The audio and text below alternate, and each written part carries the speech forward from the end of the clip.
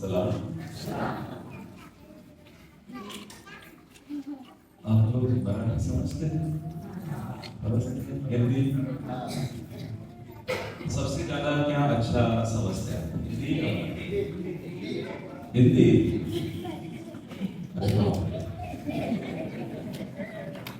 कोई बात नहीं, मैं कुछ में हिंदी बात करूंगा, मराठी बात करूंगा। और सबसे पहले तो मैं आप सबको हैप्पी न्यू ईयर कहना चाहता हूँ। आज का दिन जो हमें मिला है, हमारे जिंदगी में मिला है, वो किसी ने वो दिन बनाने की ताकत किसी में नहीं।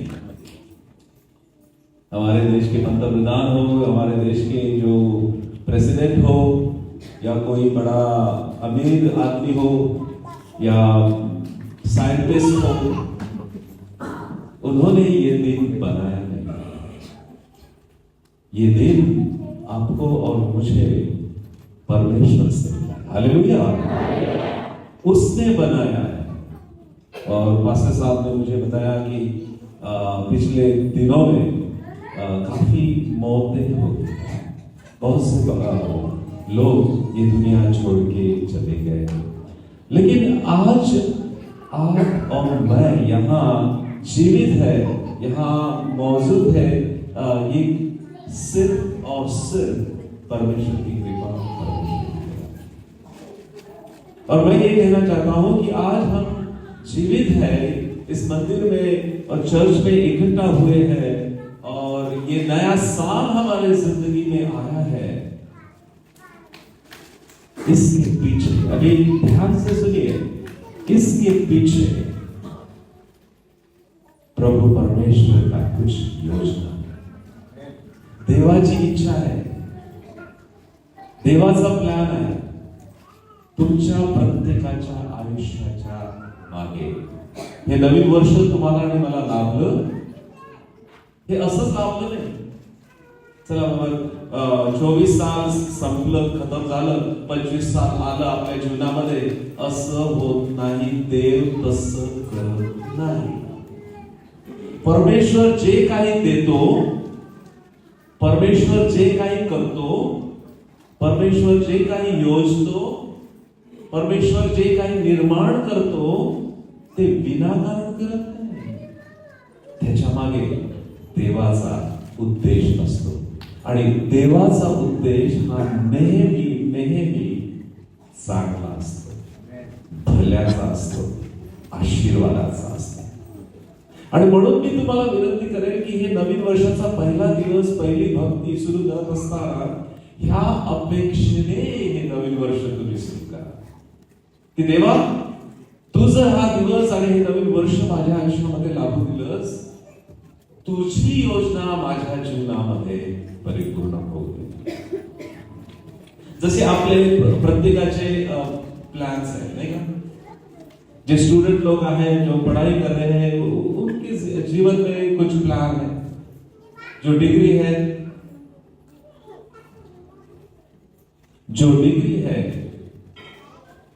वो कंप्लीट करेंगे। जे काही तुम्ही शिक्षण घेत आहात ते कंप्लीट करायचं, हा एक उद्देश आहे।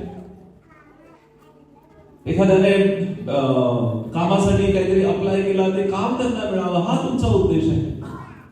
काही लोकांचं, तरुण तरुणींचं उद्देश आहे की त्यांचं ह्या वर्षात लग्न व्हावं, चांगला उद्देश आहे। देवाने आपल्याला ह्या नवीन वर्षामध्ये, या मंडळीला, आपल्या कुटुंबाला, आपल्या लेकरांना, आपल्या सर्व लोकांना आशीर्वादित करावं, ही सुद्धा तुमची आणि माझी अपेक्षा आहे, प्रार्थना आहे, विनंती आहे। फार चांगली गोष्ट, याच्यात काही वाईट नाही, इसमें कोई बुराई नहीं है। जब हम परमेश्वर से उम्मीद रखते हैं, परमेश्वर से विनती करते हैं, प्रार्थना करते हैं, दुआ करते हैं, इसमें कोई बुरी बात नहीं है। लेकिन आज मुझे ये कहना है, जसं काही तुम्ही परमेश्वराकडून अपेक्षा करता, जसं तुम्ही आणि मी परमेश्वराकडून काहीतरी मागतो, प्रार्थना करतो, अब ध्यान से सुनिए, परमेश्वर हमारे जिंदगी से कुछ मांगता है, उससे कुछ ना कुछ हमारी जिंदगी से चाहिए। परमेश्वराची सुद्धा अपेक्षा आहे आपल्या सर्वांच्या जीवनाकडून की त्याच्यासाठी आम्ही काहीतरी करावं, आमच्या जीवनामध्ये काहीतरी घडावं, समाजाच्या जीवनात काहीतरी घडावं, कुटुंबामध्ये काहीतरी घडावं, शारीरिक जीवनामध्ये काहीतरी घडावं, आध्यात्मिक जीवनामध्ये काहीतरी घडावं, ही इच्छा परमेश्वराची है। और कभी कभी हम वो भूल जाते हैं, हम सिर्फ ये सोचते हैं कि मुझे क्या चाहिए, मेरे बच्चों को क्या चाहिए, मेरे परिवार को क्या चाहिए, मेरे समाज को क्या चाहिए। ये नए साल में प्रभु परमेश्वर को क्या चाहिए, ये कभी आपने सोचा है? कई साल बीत गए, कुछ लोगों की उम्र होगी 60 साल, 70 साल, 80 साल, 15 साल, 25 साल, 35 साल। कभी इस बारे में हमने सोचा है कि परमेश्वर को क्या चाहिए, परमेश्वर हमारे जिंदगी में क्या करना चाहता है, ये कभी सोचा है आपने? मसीही लोग इसके बारे में सोचना चाहिए हमेशा। जे तुम्ही आणि मी देवाची लेकरं आहोत, देवाचे शिष्य आहोत, देवाचे पाईक आहोत, त्याच्या मागे आपण जाणारे आहोत, ह्याच्याविषयी ह्या नवीन वर्षामध्ये आपण विचार करायलाच पाहिजे, तरच ख्रिस्ती हे नवीन वर्ष फलद्रूप होणार। काहींची अपेक्षा असते की माझं बँक बॅलन्स 50,000 आहे ते 1,00,000 व्हावं, चांगली गोष्ट। काही लोकांचा असा उद्देश असतो की ह्या 25 साली माझं एक घर आहे, अजून एक घर व्हावं। जे क्रिकेट खेळतात, जे बॅट्समन आहेत, त्यांच्या जर समजा 14 सेंचुरी झाल्या असेल, त्याचा उद्देश असतो, वो उम्मीद करता हूं कि इस साल में 15 सेंचुरी मारूं, उसमें बड़ाई होना चाहिए। उद्देश, अपेक्षा। आज परमेश्वराची अपेक्षा काय आहे? आज परमेश्वराची अशी इच्छा आहे की तुमच्या आणि माझ्या जीवनामध्ये वाढ पडावी, वाढ केव्हा होते माहिती? जब हम वो जो बीज बोते हैं, बी आपण लावतो, धान्याचं असो, गव्हाचं असो, सोयाबीनचं असो, पपायाचं असो, जब हम वो बीज जमीन में लगाते हैं, क्या उद्देश होता है? काय उद्देश असतो? फळ, बरोबर? जमिनीत लावल्यानंतर आपण काही विसरून जात नाही किंवा फक्त आपल्याकडे आहे म्हणूनही लावत नाही, ते बी रुजावं, त्याचं एक रोपटं व्हावं आणि ते वाढावं। ह्या नवीन वर्षामध्ये परमेश्वराची अशी इच्छा आहे की तुमच्या जीवनामध्ये ते आध्यात्मिक जीवन असो, मानसिक जीवन असो, शारीरिक जीवन असो, कामाचं जीवन असो, कौटुंबिक जीवन असो, त्याच्यामध्ये वाढ। 24 साल होतं, त्याच्यामध्ये एक वाढ झाली, आता 25 झालं, बरोबर आहे? आज देवाची अशी इच्छा आहे की तुमच्या जीवनामध्ये वाढ म्हणजे आशीर्वाद, वाढ म्हणजे पुढे जाणं। जेव्हा काहीतरी वाढतं तेव्हा काहीतरी फलद्रूप ते जीवन होतं। आज देवाची इच्छा आजच्या या नवीन वर्षाच्या पहिल्या या भक्तीमध्ये तुमच्यासाठी आणि माझ्यासाठी देवाचा आशीर्वाद आहे की तुमचं जीवन, माझं जीवन फलद्रूप व्हावं आणि ते फलद्रूप होत असताना तुमचं आणि माझी वाढ। किती चांगले उद्देश आहे। तुम्हाला माहिती आहे, जर तुमच्याकडे बायबल असतील तर लूक सुसमाचार याचा 2रा अध्याय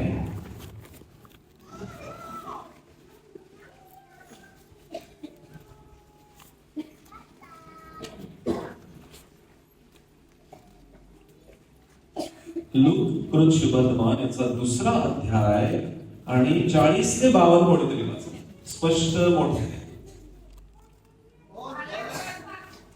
और बालक बढ़ता और बलवंत होता और बुद्धि से परिपूर्ण होता गया और परमेश्वर का अनुग्रह उस पर था। उसके माता पिता प्रतिवर्ष मत्स्य के पर्व में यरूशलेम जाया करते थे। जब यीशु 12 वर्ष का हुआ तो वे पर्व की रीति के अनुसार यरूशलेम को गए। जब वे उन दिनों को पूरा करके लौटने लगे तो बालक यीशु यरूशलेम में रह गया और यहाँ उसके माता पिता नहीं जानते थे। ये यह समझ कर कि वह अन्य यात्रियों के साथ होगा।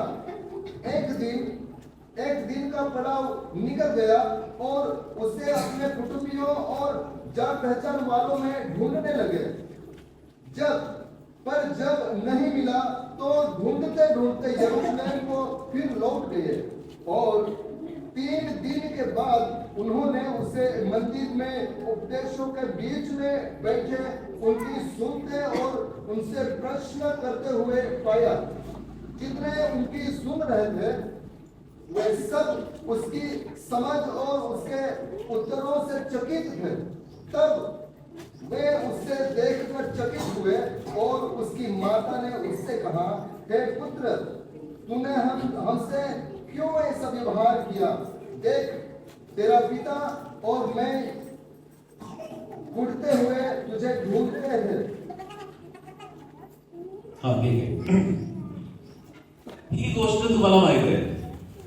तुम्ही ख्रिसमस साजरा केला, गव्हाणीचा सीन तयार केला किंवा नाताळाचं नाटक बसवलं असेल, नाताळाचे गाणे गायला असेल आणि गव्हाणी असते, तिथे मेंढपाळ असतात, तिथे 3 मागी लोक असतात आणि तिथे छोटस ते बाळाला ठेवण्यासाठी ते गव्हाणीत जागा केलेली असते, मरिया असते, जोसेफ असतो आणि त्यांच्या दोघांमध्ये ते छोटस बाळ असतं. नाताळ साजरा केला आपण काही दिवसापूर्वी, फार चांगली गोष्ट. ह्याच्या पुढे काय? इसके बाद क्या है? वही संदेश मैं आपको देने वाला हूं. हमने क्रिसमस सेलिब्रेट किया, लेकिन उसके आगे क्या?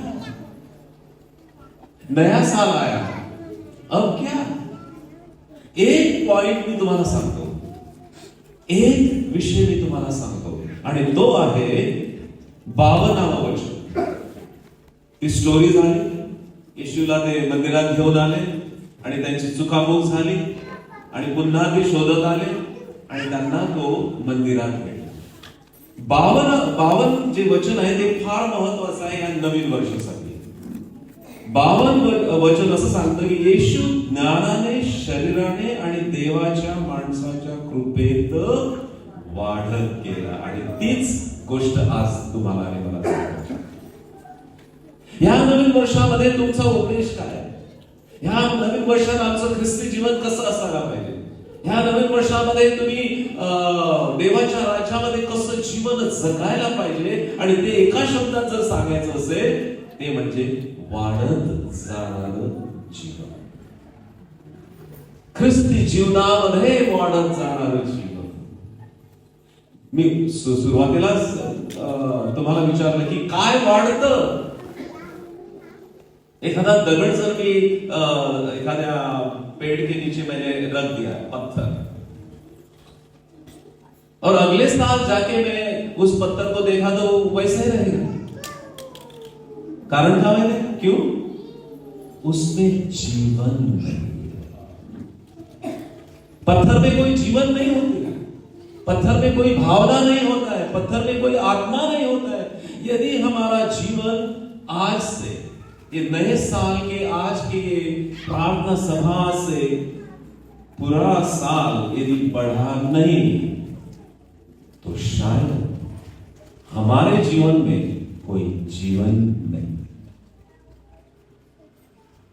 जर एखादा दगड वाढत नाही कारण त्याच्यात जीवन नसतं, त्याच्यामध्ये श्वास नसतो, त्याच्यामध्ये आत्मा नसतो, म्हणून तो वाढत नाही. आपलं जीवन ह्या 25व्या साल 2025 होते ना, 25वं साल लागलं आणि ह्या सालामध्ये, या वर्षामध्ये जर ते जीवन वाढलं नाही, कदाचित आपलं, तुमचं आणि माझं जीवन अक्षरशः त्या दगडासारखं. आणि ते परमेश्वराला पाहिजे. परमेश्वराची अशी इच्छा आहे. मी सुरुवातीला सांगितलं की आमची वाढ आणि ते वचन काय? येशू त्या गव्हाणीत राहिला नाही. हम सब ने क्रिसमस सेलिब्रेट किया, लेकिन वो यीशु मसीह उस जगह अभी नहीं है. त्याची वाढ झाली. काय म्हणलंय? येशू ज्ञानाने, शरीराने आणि देवाच्या व माणसाच्या कृपेत वाढत गेला. देवाचे शिष्य या नात्याने, देवाचे पाईक या नात्याने, देवाचे भक्ती करणारे लोक या नात्याने तुमच्या आणि माझ्याकडून देवाची अशी अपेक्षा आहे की आमची वाढ व्हावी. फार फार महत्वाची गोष्ट आहे की तुमची आणि माझी वाढ व्हावी. योहान सुवर्तमान याचा 3रा अध्याय फार महत्वाची वचन आहे.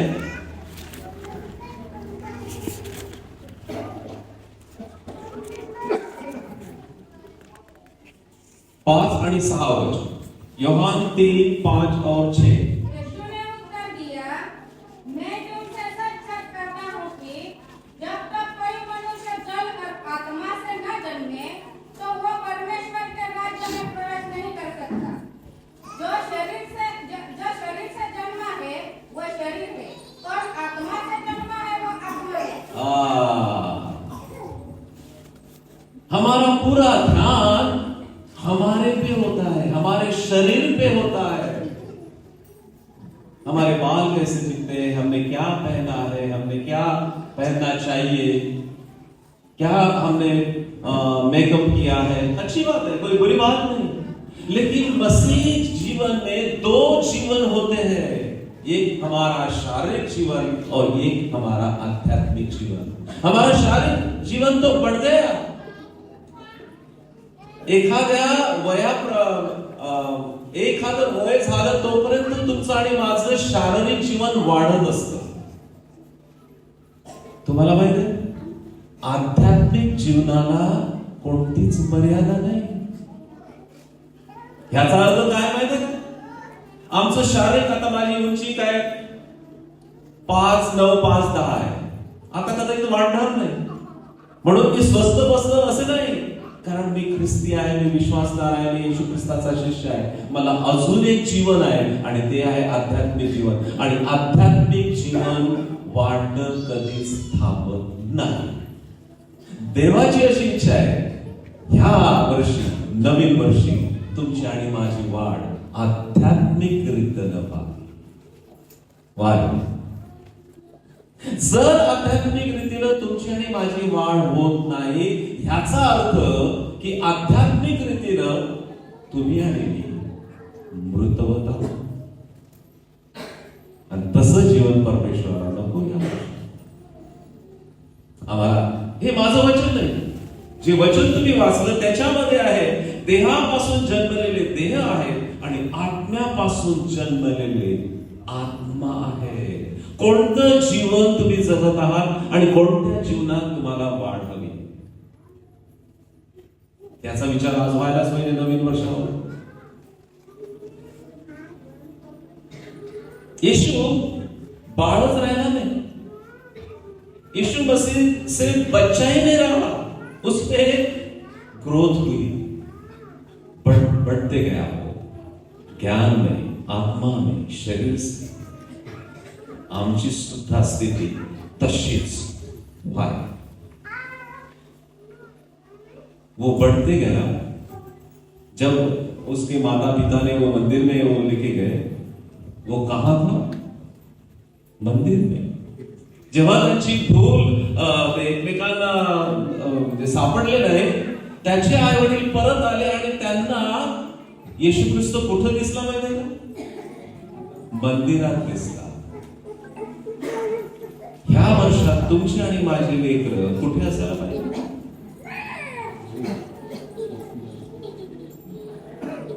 आईवडिलांना प्रश्न आहे. तुमची आणि माझी लेकरं मंदिरात. आणि असं म्हटलेलं आहे की तो ज्ञानात वाढत गेला. तुम्हाला माहित आहे मंदिरात बसून येशू ख्रिस्ताने काय केलं? तो वादविवाद करत होता. माहिती आहे? त्यावेळेचे जे पंडित होते, त्यावेळेचे जे मोठे शिकलेले लोक होते, येशू ख्रिस्त तो 12-13 वर्षाचा असताना वादविवाद करत होता, प्रश्न विचारत होता. ह्याचा काय अर्थ आहे माहिती का? ह्याचा अर्थ हा आहे की तो बुद्धीने सुद्धा वाढत होता. जर माझी बुद्धीच वाढली नाही तर मी वादविवादच करू शकत नाही. आणि पंडितांत सांगतील येशू ख्रिस्त वाढला शरीराने, येशू ख्रिस्त वाढला बुद्धीने. कारण मंदिरात तो त्या विद्वानांसाठी वादविवाद करत होता. ज्ञानाने वाढला, विस्डमने वाढला. आज मी तुम्हाला हा आशीर्वाद देतो की ह्या नवीन वर्षामध्ये तुम्ही ज्ञानाने वाढा. कदाचित सायन्सचं ज्ञान आहे, भूगोलाचं ज्ञान आहे, गणिताचं ज्ञान आहे, कम्प्युटरचं ज्ञान आहे, मेडिकलचं ज्ञान आहे. फार चांगली गोष्ट आहे, त्याच्यात तर वाढायलाच पाहिजे. ह्या नवीन वर्षात देवाची अशी इच्छा आहे की आम्ही त्याच्या ज्ञानात वाढू. शरीराची वाढ एखाद्या वयाप्रमाणे, एखाद्या वय झालं की खुंटते, थांबते, पण आत्मिक वाढ थांबायला नको. आणि ती थांबतच नाही. जर तुमची इच्छा असेल तर ती वाढतच जाते. देवाची अशी इच्छा आहे या नवीन वर्षात की तुमची आध्यात्मिक रीतीनं वाढ. तो गोठ्यातच राहिला नाही, तो मंदिरात आला. किती चांगला विचार. येशू ख्रिस्त गोठ्यातच राहिला नाही. तो आता कुठे आहे माहितीये का?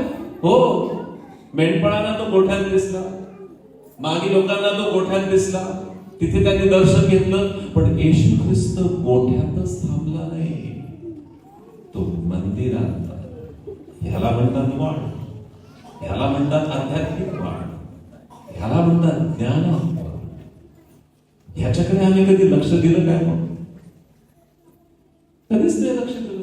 हा संदेश थोडा वेगळा आहे, हा विचार वेगळा आहे, पण आवश्यक आहे तुमच्यासाठी आणि माझ्यासाठी.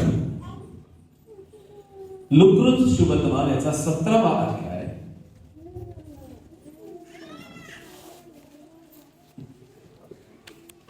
त्याच्या अगोदर एक वचन वाचा, इफिसकरास पत्र याचा 4था अध्याय. इफिस 4 आणि 14.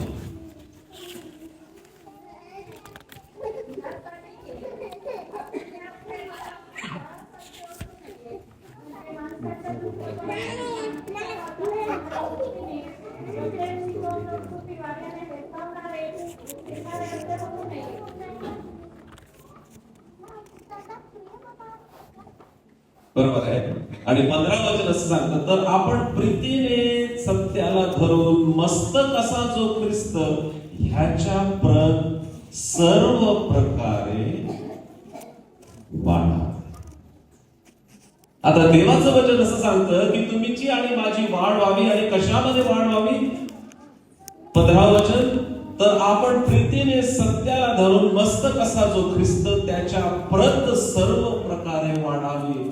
ह्या नवीन वर्षामध्ये तुमची आणि माझी वाढ व्हायलाच पाहिजे. ते प्रीतीत व्हावं, ज्ञानात व्हावी, विस्डम मध्ये व्हावी, प्रार्थनेत व्हावी, देण्यामध्ये आपली वाढ व्हावी. 24 सालामध्ये तुम्ही काय दिलं मला माहित नाही, मी विचारणार नाही. देवाची अशी इच्छा आहे की ह्या 25 सालामध्ये आमच्या देण्यामध्ये वाढ व्हावी. 24 सालामध्ये तुम्ही कदाचित प्रार्थना केल्या, खूप प्रार्थना केल्या. तेवढ्या प्रार्थना पुरेशा आहेत का? तेवढ्या प्रार्थना मी केल्या, आता भरपूर झालं. ह्या नवीन वर्षामध्ये देवाची अशी इच्छा आहे की ह्या नवीन वर्षामध्ये आमच्या प्रार्थना वाढायला पाहिजे, आमची प्रीती वाढायला पाहिजे, आमचं प्रेम वाढायला पाहिजे. ही देवाची इच्छा आज तुमच्या आणि माझ्या कडून आहे. लुकृत शुभवर्तमान याचा 17वा अध्याय. आपण बरीच वचन पाहणार आहोत.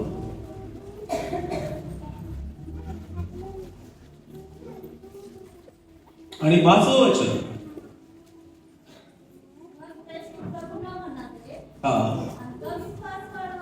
अरे बाप रे, आपल्या प्रार्थना वाढवा, आपली प्रीती वाढवा, आपलं दान वाढवा. आणि आता काय म्हटलंय?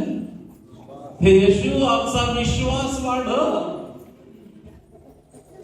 24 साली जर तुमचा विश्वास समजा 1 फुटापर्यंत होता, तेव्हा ह्या 25 सालामध्ये माझा विश्वास हा 2 फूट कर, अशी प्रार्थना करतो का?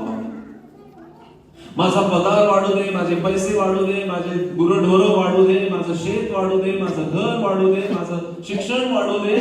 फार चांगली गोष्ट आहे. ह्या प्रार्थना आपण करतच राहतो, करायला पाहिजे, त्याच्यात काही वाईट नाही. या ठिकाणी प्रेषित लोकांनी येशू ख्रिस्ताकडे काय मागितलं, काय प्रार्थना केली माहिती का? आमचा विश्वास वाढेल, अशी प्रार्थना केली का? ह्या 25 सालामध्ये देवा तू माझा विश्वास वाढव. आणि बरेच आपल्या ख्रिस्ती जीवनामध्ये जे चमत्कार होतात ना, ते प्रार्थनेने आणि विश्वासाने. याचा अर्थ जर ह्या वर्षी तुमच्या जीवनात, तुमच्या लेकरांच्या जीवनात, तुमच्या कुटुंबामध्ये, तुमच्या कामधंद्यामध्ये, तुमच्या आयुष्यामध्ये आणि तुमच्या भविष्यामध्ये जर चमत्कार व्हायचे असतील ना, प्रार्थना करा, देवा माझा विश्वास. त्याच्याशिवाय पर्याय नाही. दुसरं वचन 2 पेत्र याचा 1 अध्याय, 2 पेत्र याचा 1 अध्याय आणि 5 ते 8 ही वचने वाचा. फार महत्वाची वचन आहे नवीन वर्षासाठी, तुमच्या आणि माझ्या आध्यात्मिक जीवनाला बढती देण्यासाठी, आशीर्वादित करण्यासाठी आणि सजीव ठेवण्यासाठी ही वचन आहे. और इसी कारण तुम सब प्रकार का यत्न करके अपने विश्वास पर सद्गुण और सद्गुण पर समझ और समझ पर संयम और संयम पर धीरज और धीरज पर भक्ति और भक्ति पर भाईचारे की प्रीति और भाईचारे की प्रीति पर प्रेम बढ़ाते जाओ. क्योंकि यदि ये बातें तुम में वर्तमान रहे और बढ़ती जाए तो तुम्हें हमारे प्रभु यीशु मसीह के पहचानने में निकम्मे और निष्फल न होने देंगे. फार चांगली वचन आहे. कोणाकडे मराठी आहे का? मराठी असेल तर बघा.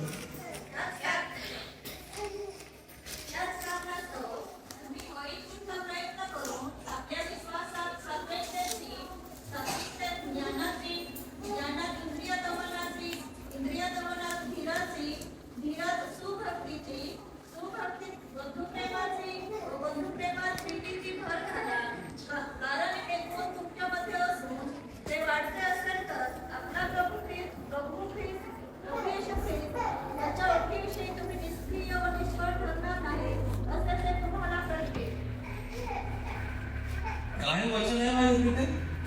तुमची वृद्धी व्हावी, तुमची वाढ व्हावी, ज्ञानात वाढ व्हावी, सर्व प्रकारच्या चांगुलपणामध्ये वाढ व्हावी, इंद्रिय दमनामध्ये वाढ व्हावी, प्रार्थनेमध्ये वाढ व्हावी. हे आहे नवीन वर्षाचा उद्देश तुमच्या समोर. जे अशक्त लोक आहेत ते प्रयत्न करतात की मी लठ्ठ कसं होईल. जे लठ्ठ लोक आहेत ते प्रयत्न करतात मी कसं अशक्त होईल. बरोबर आहे की? प्रयत्न करतात, नवीन वर्षाचे ते निर्णय घेतात. बंधू भगिनींनो, आज मी तुम्हाला त्याचा दास आणि त्याचा सेवक या नात्याने सांगतो की ह्या संपूर्ण ख्रिस्ती जीवनाच्या ह्या सर्व गोष्टीमध्ये तुमची वाढ होण्यासाठी तुम्ही प्रयत्न करा. 2 पेत्र याचा 3 अध्याय आणि 18 वचन.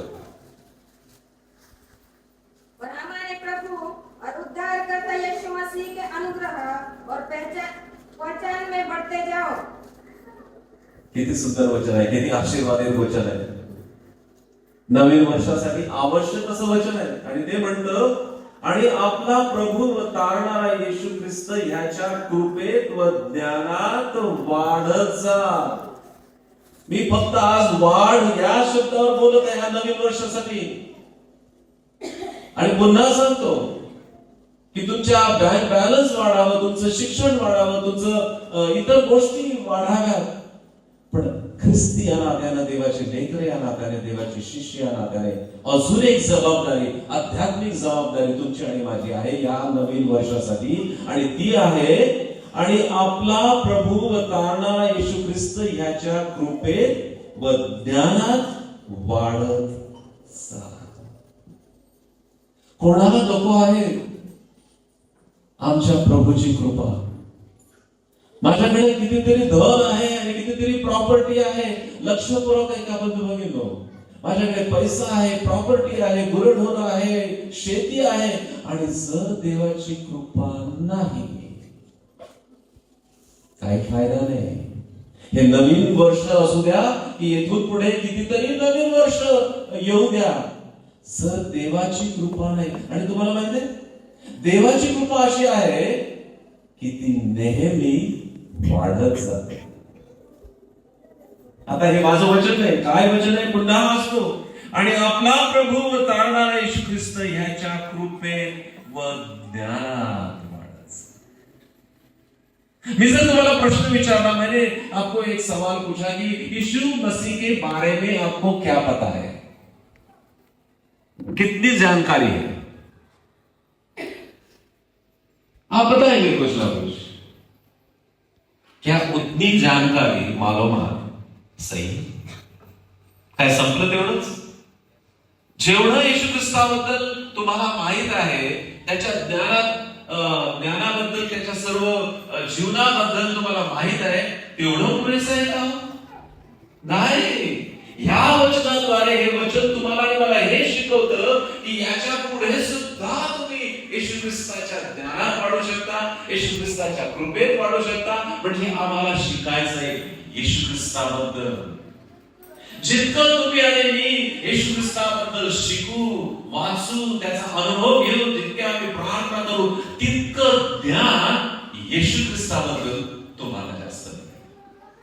त्याच्या कृपेत वाढत जा, त्याच्या ज्ञानात वाढत जा. ह्याच्याविषयी आपण विचारच करत नाही. मी ख्रिस्ती आहे, मी चर्चला जातो, मी दान देतो, मी गाणं गातो, आणि एवढंच. अजून आहे येशू ख्रिस्ताविषयीची माहिती, अजून आहे येशू ख्रिस्ताची माहिती, अजून खोल आहे.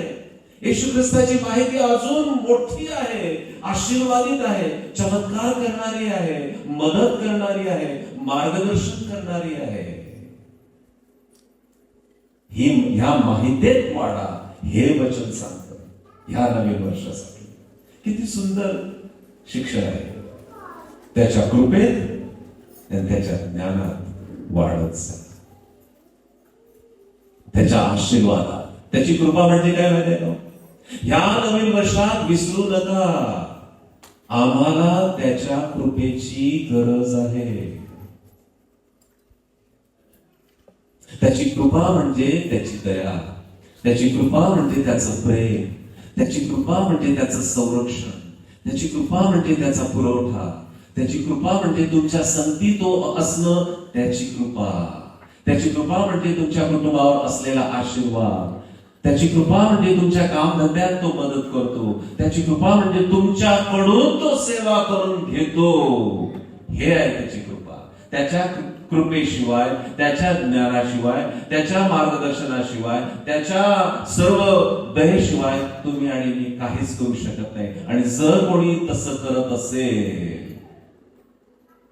तर ते देवाकडून नाही, देवाच्या कृपेने नाही, देवाच्या दयेने नाही. तो आपलं जीवन स्वतःच जगत आहे. आणि मी जे काही करतो त्याला मर्यादा आहे. ते एक दिवस खुंटणार आहे, थांबणार आहे, वाढणार आहे. याचा विचार करा तुम्ही या नवीन वर्षामध्ये. त्याच्या कृपेत आणि ज्ञानात वाढत जा. जेव्हा त्याची कृपा असते, त्याची दया असते, जीवनामध्ये एक शांती असते.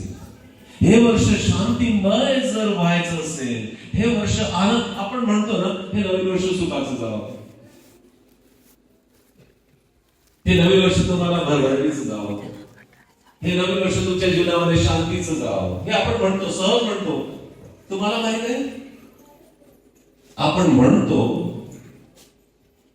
पण तसं होतं का? प्रश्न.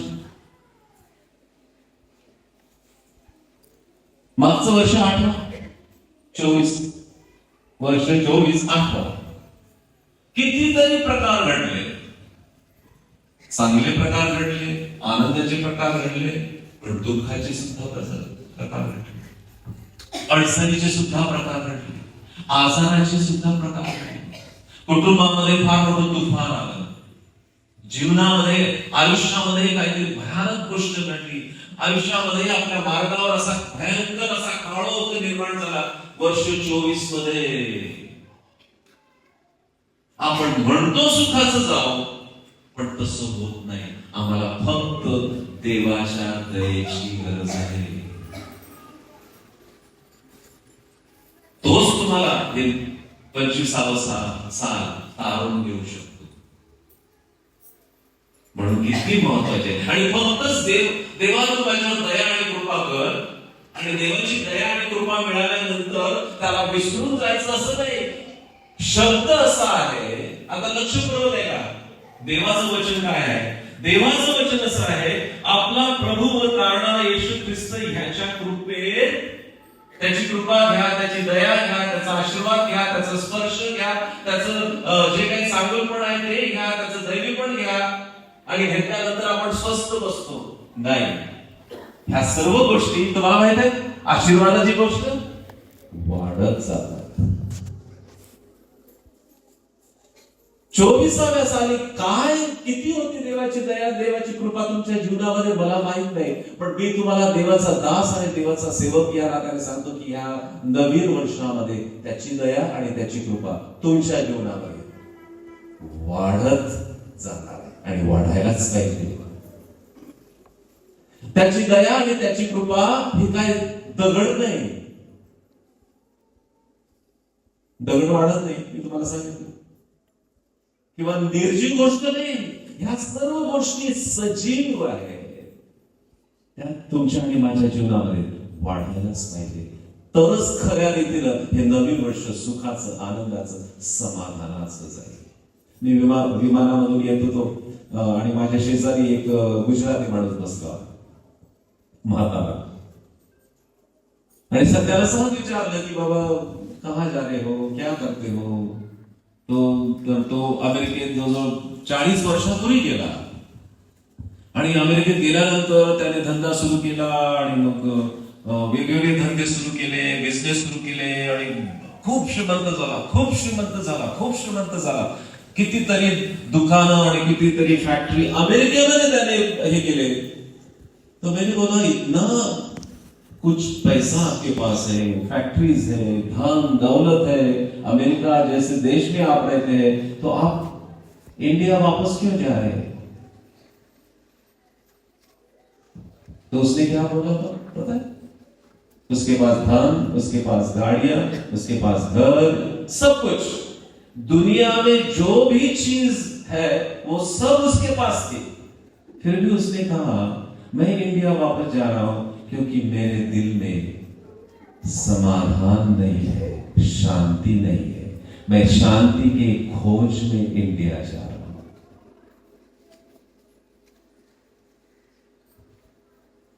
एक गुजराती माणूस की ज्याच्याकडे सगळं आहे जगातलं, आणि तो म्हणतो हे सगळं मिळवून अमेरिकेत देशात 40 वर्ष राहून सुद्धा मनात शांती नाही, समाधान नाही. मनात शांती आणि समाधान फक्त येशू ख्रिस्ताच्या कृपेनं आणि दयेनंच येतं. हालेलुया. किती महत्वाचं आहे येशू ख्रिस्ताची दया आणि कृपा ह्या नवीन वर्षासाठी. त्याच्याकडे दुर्लक्ष करू नका. हे देवा मला पैसा मिळाला नाही तरी चालेल, हे देवा मला दुसऱ्या जगित गोष्टी मिळाल्या नाही तरी चालतील, हे देवा याचं मोठं घर झालं, माझं मोठं घर झालं नाही तरी चालेल, पण देवा तुझी जी सजीव आणि वाढणारी कृपा आणि दया आहे ना, ती माझ्या जीवनात, माझ्या लेकरांच्या जीवनात, माझ्या कुटुंबामध्ये, माझ्या आयुष्यामध्ये, या नवीन वर्षामध्ये तशीच राहू दे. ही प्रार्थना आज नवीन वर्षासाठी करण्यात आली. तीच टिकणारी आहे, तीच सजीव आहे आणि तीच वाढणारी. हे देवा माझा विश्वास वाढ, बरोबर आहे. हे देवा तुझ्या कृपेत आणि तुझ्या ज्ञानात वाढ,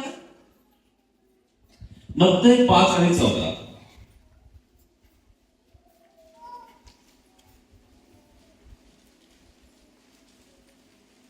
तुम्ही जगाचा प्रकाश आहात.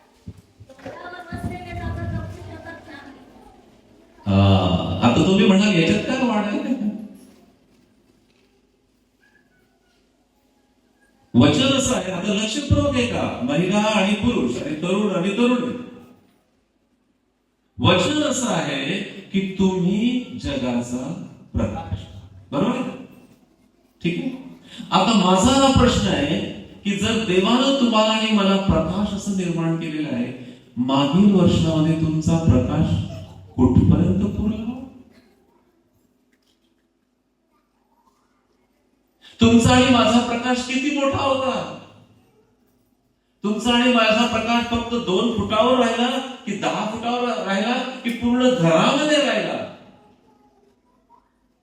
याचा अर्थ माहित आहे की जर तो मागच्या वर्षाचा देवानं तुम्हाला आणि मला प्रकाश निर्माण केलेला आहे आणि मागच्या वर्षी तो प्रकाश कमी कमी कमी कमी कमी झाला असेल, देवा ह्या नवीन वर्षामध्ये मी जर प्रकाश आहे तो प्रकाश वाढव. वा रे वा, काय सुंदर विचार. देवा माझा विश्वास वाढव, देवा तुझी कृपा आणि दया माझी वाढव. पण देवा तू जर मला प्रकाश या जगामध्ये ठेवलेला आहे, माझा प्रकाश वाढव. आणि आपल्या प्रकाशाचा पुरवठा कुठून येतो बरं? कोण आहे? कोण आहे आपल्या प्रकाशाचा पुरवठा? सूर्य. कारण येशू ख्रिस्त काय म्हणतो? मी जगाचा प्रकाश आहे. याचा अर्थ की या नवीन वर्षामध्ये जर तुमचा प्रकाश पूर्ण पडायचा असेल तर आम्हाला त्या येशू ख्रिस्ताचा प्रकाश घ्यावा लागेल आणि आमचा प्रकाश अजून प्रखर करावा लागेल. याचा अर्थ या नवीन वर्षामध्ये देवा माझा प्रकाश वाढव. तो तुम्हाला मार्गदर्शन करेल, तो तुम्हाला सुरक्षित ठेवेल. जिथे प्रकाश आहे ना तिथे अंधार नाही, जिथे प्रकाश आहे ना तिथे साप नाही, जिथे प्रकाश आहे ना तिथे विंचू काटा नाही, जिथे प्रकाश आहे ना तिथे चोऱ्या नाही, जिथे प्रकाश आहे ना तिथे धोका नाही. रस्त्याने जात असताना जर खड्डा असेल ना, बरेच लोकांचे पाय तुटतात कारण त्यांना तो खड्डा दिसलाच नाही, कारण तिथे प्रकाश नव्हता, अंधार होता. जिथे प्रकाश आहे तिथे तुम्हाला तो खड्डा दिसेल, म्हणजे तुम्ही सुरक्षित आहात. आध्यात्मिक जीवनामध्ये पण सुद्धा तसंच आहे बरं. जर त्या येशू ख्रिस्ताचा प्रकाश तुमच्यामध्ये आहे, तुमचा प्रकाश द्विगुणित होईल, तुमचा प्रकाश वाढेल, तुमचा प्रकाश अजून प्रखर होईल आणि तुमचं जीवन तर सुरक्षित होईल, आशीर्वादित होईल. पण इतरांचं जीवन सुरक्षित आणि आशीर्वादित तुम्ही करू शकता. हे देवा, जर तू मला प्रकाश बनवलाय, माझा प्रकाश वाढव.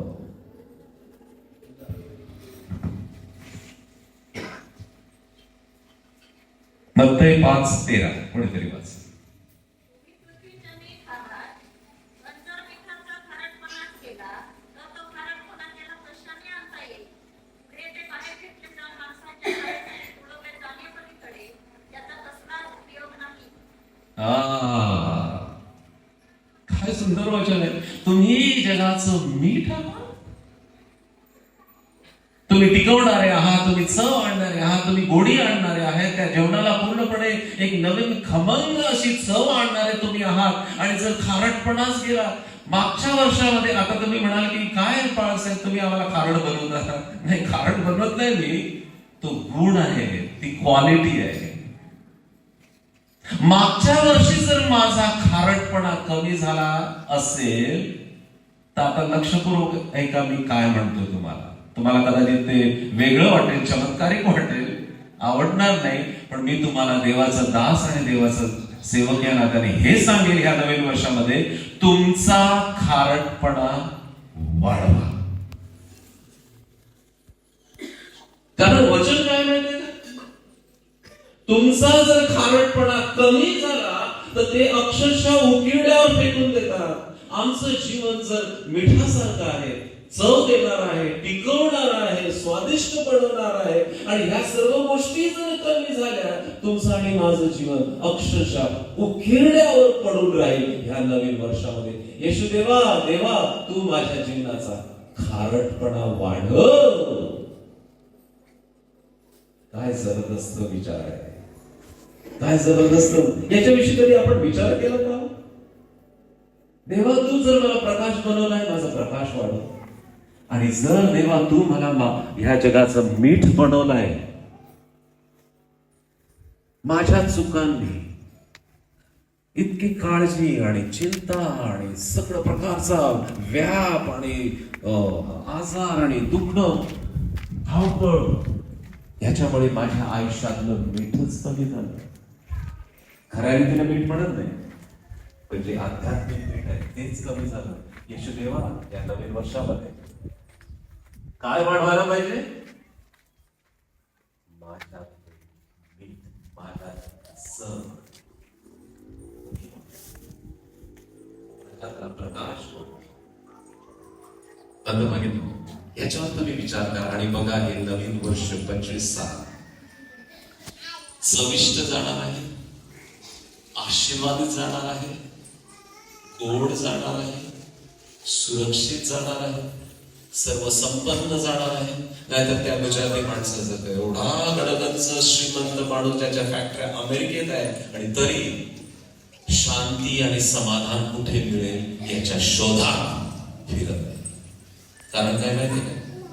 त्याच्या आयुष्यातलं आध्यात्मिक मीठच संपलंय, त्याच्या आयुष्यातील तो प्रकाशच संपला, त्याला ख्रिस्ताची ओळखच. तुमचा प्रकाश वाढू द्या म्हणजे अनेक लोकांना ख्रिस्ताची ओळख होईल. तुमचा खारटपणा कमी होऊ देऊ नका म्हणजे अनेकांच्या आयुष्यामध्ये गोडी निर्माण होईल. तरुण तरुणी तुम्ही ही सेवा करू शकता. तुम्ही कॉलेजमध्ये आहात आणि कॉलेजमध्ये जगत असताना तुम्हाला माहित आहे की तुमच्या तरुण मित्रमंडळी कसं जीवन जगत आहे. त्यांचं जीवन म्हणजे जे जगिक गोष्टी आहेत त्याच्यात ते आनंद शोधण्याचा प्रयत्न करतात, त्याच्यामध्ये ती चव शोधण्याचा प्रयत्न करतात, त्याच्यामध्ये ते समाधान शोधण्याचा प्रयत्न करतात. आज देवाचा दास या नात्याने तुम्हाला सांगू द्या, खरं समाधान, खरं आयुष्याची चव, आयुष्याची गोडी तुमच्याकडे आहे. कारण तुमच्याजवळ येशू ख्रिस्त आहे. हालेलुया. आणि येशू ख्रिस्तच गेलेला प्रकाश मागे आणू शकतो, वाढवू शकतो. आणि येशू ख्रिस्तच गेलेला जो मिठाचा खारटपणा तो पुन्हा आणू शकतो. येशू देवा दुसरं तिसरं काही नको मला. तू जर आम्हाला असं बनवलंय, माझा प्रकाश वाढव, माझा खारटपणा वाढव, म्हणजे तुझी सेवा अधिक चांगल्या रीतीने मी करू शकेन. वेगळा संदेश आहे नवीन वर्षासाठी, पण आवश्यक. याच्यावर विचार करा तुम्ही आणि बघा देव कसा तुमचा उपयोग करून घेतो. भरपूर उपयोग करून तुमचं आयुष्य ह्या नवीन वर्षामध्ये सुख सौख्यानं भरलं जावं.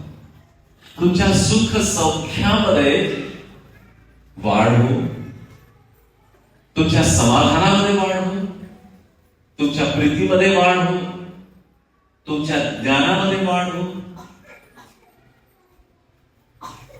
तुमच्या कृपेमध्ये वाढ हो. आज हा संदेश वाढीबद्दल मी दिला नवीन वर्षात. पण ही वाढ कोणत्या बाबतीत व्हावी हा महत्वाचा मुद्दा आहे. प्रभुदेवा, आणि ही वाढ होत असताना एक गोष्ट विसरू नका. आता सगळ्यांचं लक्ष मला पाहिजे. देवा, माझा विश्वास वाढव, माझं जीवन वाढव, माझा आशीर्वाद वाढव, माझी शांती वाढव, माझं समाधान वाढव, माझं शिक्षण वाढव, माझं सगळं वाढव. चांगली गोष्ट आहे.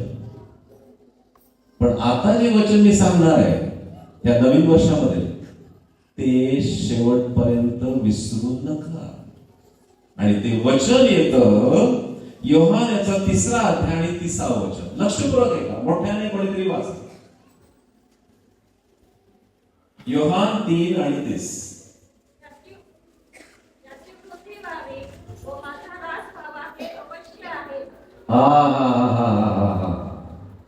काय म्हटलंय? त्याची वृद्धी व्हावी. कोणाची वृद्धी वृद्धी व्हावी? वृद्धी म्हणजे पुन्हा वाढच. आता मी तुम्हाला हा सगळा संदेश दिला. कशामध्ये? कृपेमध्ये वाढ, ज्ञानामध्ये वाढ, प्रीतीमध्ये वाढ, त्याच्या कृपेमध्ये वाढ, त्याच्या आशीर्वादामध्ये वाढ, त्याच्या सर्व सौख्यामध्ये वाढ, त्याच्या प्रकाशामध्ये वाढ, त्याच्या खारटपणामध्ये वाढ.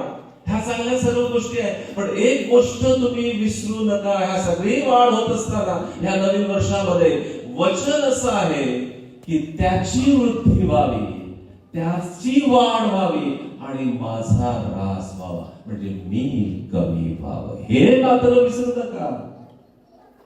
नाहीतर सगळा फोकस माझ्यावरच. हे मला पाहिजे, हे माझ्यासाठी व्हायला पाहिजे, हे माझ्या कुटुंबासाठी व्हायला पाहिजे, हे माझ्या लेकरांसाठी व्हायला पाहिजे, मला मला मला माझं आणि मी. असं नाही. वचन किती सुंदर आहे ना ते. देवा तुझी वृद्धी व्हावी, तुझ्या सेवेची वृद्धी व्हावी, तुझ्या कार्याची वृद्धी व्हावी, तुझ्या नावाची वृद्धी व्हावी, तुझ्या राज्याची वृद्धी व्हावी आणि त्यामध्ये माझा ऱ्हास म्हणजे मी कमी व्हावं. मी तुम्हाला वाढीचा तर संदेश दिलाच, पण त्याबरोबर हा सुद्धा संदेश देतो की देवाच्या कार्यासाठी आणि देवाच्या कृपेमध्ये आणि त्याच्या विश्वासाची वाढ होऊ द्या, त्याच्या नावाची वाढ होऊ द्या, त्याच्या राज्याची वाढ होऊ द्या. पण ते करत असताना लक्षात ठेवा की तुमची ऱ्हास किती, म्हणजे तुम्हाला आणि मला किती नम्रतेने हे सगळं करायचं. ऱ्हास म्हणजे तुम्ही समजून जावं असं नाही.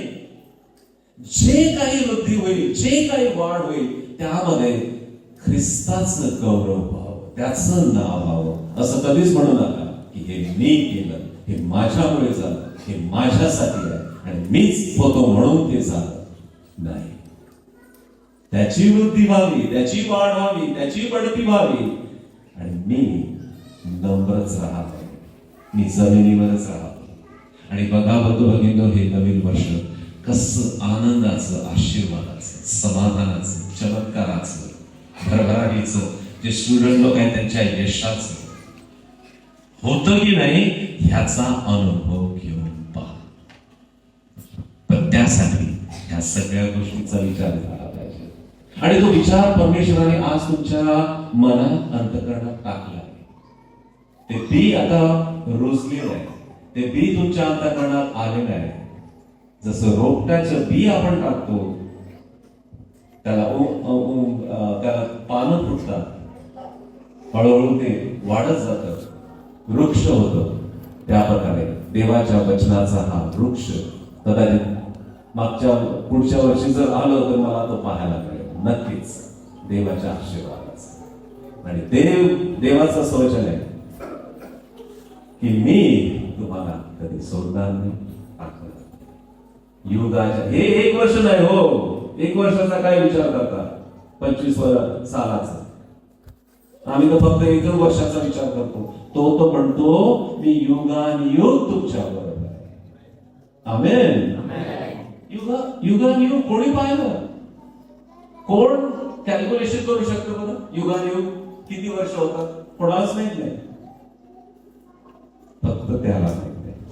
आणि जे काही गणित असेल, जे काही कॅल्क्युलेशन असेल, अभिवचन आज ह्या नवीन वर्षाच्या भक्तीमध्ये मी देतो. देवाचं अभिवचन, युगाच्या समाप्तीपर्यंत मी तुमच्या बरोबर असेन. प्रश्न असा आहे की तुम्ही त्याच्याबरोबर असाल की नाही. विचार करा.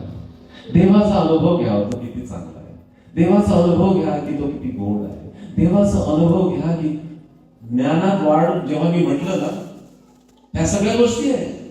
ज्ञानात वाढ म्हणजे तो किती चांगला आहे याचा अनुभव घ्या, तो किती गोड आहे याचा अनुभव घ्या, तो किती पराक्रमी आहे याचा अनुभव घ्या, तो किती चमत्कार करतो ह्याचा अनुभव घ्या, तो कसा तुम्हाला त्या सगळ्या खाईतून बाहेर काढतो ह्याचा अनुभव घ्या, तो त्या सर्व आजारातून कसा तो बरा करतो आणि बाहेर काढतो ह्याचा अनुभव घ्या. आणि त्याद्वारे तुमच्या ज्ञानात, तुमच्या ओळखीत वाढ होऊ द्या. अशा रीतीने हे नवीन वर्ष आपण घालवणार आहोत, साजरं करणार आहोत. हा आशीर्वाद इतर लोकांना नाही माहित आहे. ज्या लोकांना देवाच्या जिवंत देवाची ओळख आहे ना, त्यांना हा अनुभव आणि त्यांना हे शिक्षण नाही.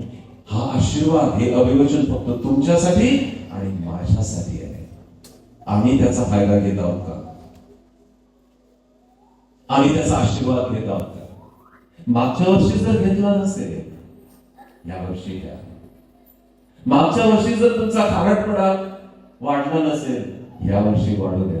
मागच्या वर्षी जर तुमचा प्रकाश तेवढाच राहिला होता, देवा आता माझा प्रकाश अजून वाढू दे. किती सुंदर प्रार्थना आहे तुमच्यासाठी आणि तुमच्या अवतीभवती असलेल्या सर्व प्रियजनांसाठी. देव करो हा संदेश तुमच्या अंतःकरणात राहो, तो रुजो, त्याचा वृक्ष हो आणि त्याला चांगली वाढवू. देव तुम्हाला सगळ्यांना आशीर्वाद देव. देव तुम्हाला सगळ्यांना सुखी ठेव. देव तुम्हाला आरोग्य दे आणि देव तुमचा प्रकाश वाढवो, तुमचा विश्वास वाढवो, त्याच्या कृपेत आणि ज्ञानात तुमची वाढ हो. आणि शेवटी पुन्हा सांगतो, देव तुमचा खारटपणा वाढवो, म्हणजे ते उकिरड्यावर फेकल्या जाणार नाही. आमेन. हालेलुया. Thank you very much.